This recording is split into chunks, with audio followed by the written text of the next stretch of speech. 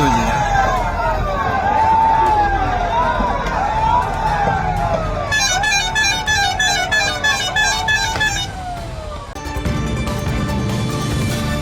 बिहार में नई सरकार बनने के बाद अवैध कब्जों और आपराधिक गतिविधियों पर प्रशासन ने सख्त रुख अपनाया है।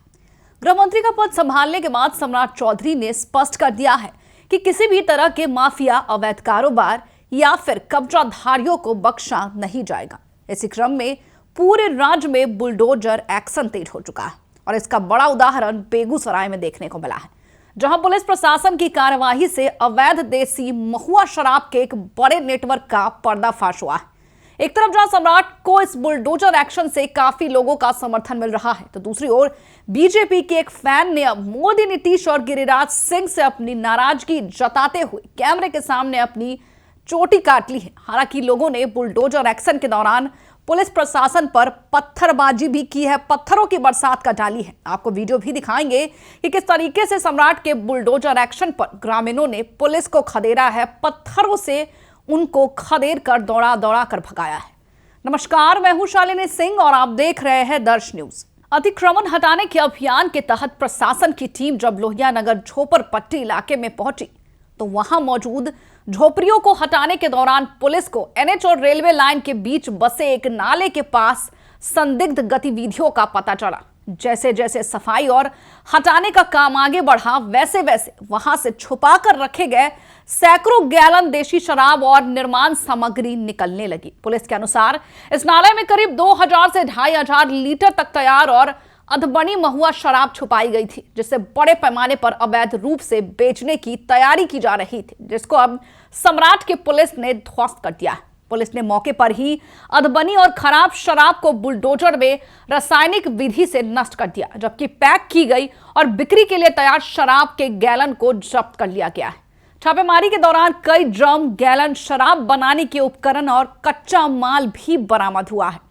आपको बता दें कि स्थानीय लोगों ने प्रशासन की इस कार्रवाई की सराहना की है और बताया कि इस झोपड़पट्टी में लंबे समय से देशी शराब, नशे और अवैध कारोबार का जाल फैला था। कई बार छापेमारी के बावजूद भी अवैध कारोबारी फिर से सक्रिय हो जाते थे।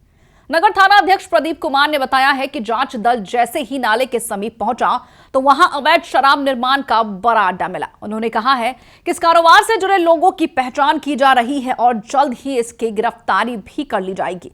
सख्त कार्रवाई होगी, उन्हें सजा भी मिलेगी।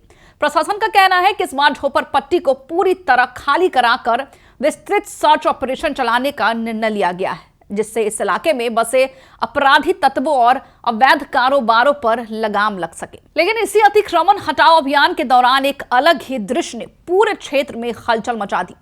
जैसे ही प्रशासन की जेसीबी मशीन ने लोहिया नगर गुमटी के पास झोपड़पट्टियों और चाय की दुकानें हटाने लगी, एक युवक गुस्से में कैमरे के सामने आ गया। उसने खुद को केंद्रीय मंत्री गिरिराज सिंह, प्रधानमंत्री नरेंद्र मोदी और मुख्यमंत्री नीतीश कुमार का समर्थक बताया, जबरा फैन बताया।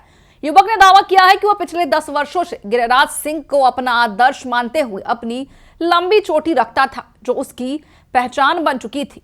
लेकिन जब प्रशासन ने बिना किसी पूर्व नोटिस के उसके घर और चाय की दुकान को तोड़ दिया तो वो अपना आपा खो बैठा।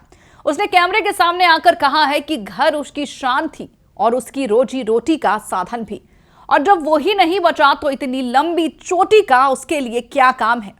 क्षोभ और आक्रोश में उसने वही कैमरे के सामने अपनी चोटी काट दी। यही नहीं, उसने गुस्से में अपना पीला गमछा एक कुत्ते के गले में डाल दिया। जी हां, कुत्ते के गले में, और कहा कि अब उसे ना टिक्की वाले सरकार चाहिए और ना ही किसी नेता का समर्थक और ना ही केसरिये रंग का गमछा। युवक ने आरोप लगाया है कि आज उसका घर ढहा दिया है, कल उसकी रोजी रोटी पर भी बुलडोजर चलेगा। उसने ये भी कहा है कि उसे हिंदू धर्म या किसी नेता से कोई आपत्ति नहीं है, लेकिन अन्याय सहना अब संभव नहीं है। ये दृश्य देखते ही वहां मौजूद लोगों की भीड़ इकट्ठी हो गई और कुछ देर के लिए माहौल बेहद तनावपूर्ण हो गया। प्रशासन अधिकारियों ने इस घटना पर कहा है कि अतिक्रमण हटाओ अभियान पूरी तरह से नियमानुसार और सरकारी जमीन खाली कराने के उद्देश्य से चलाया जा रहा है। उनका कहना है कि चाहे कोई किसी राजनीतिक विचारधारा से जुड़ा हो या किसी दल का समर्थक, अवैध कब्जे पर कोई रियायत नहीं दी जाएगी। अधिकारियों का यह भी कहना है कि अभियान के दौरान किसी भी तरह की व्यक्तिगत दुर्भावना नहीं हुई है, बल्कि यह शहर को अतिक्रमण, अपराध और अवैध गतिविधियों से मुक्त करने की दिशा में एक बड़ा कदम है।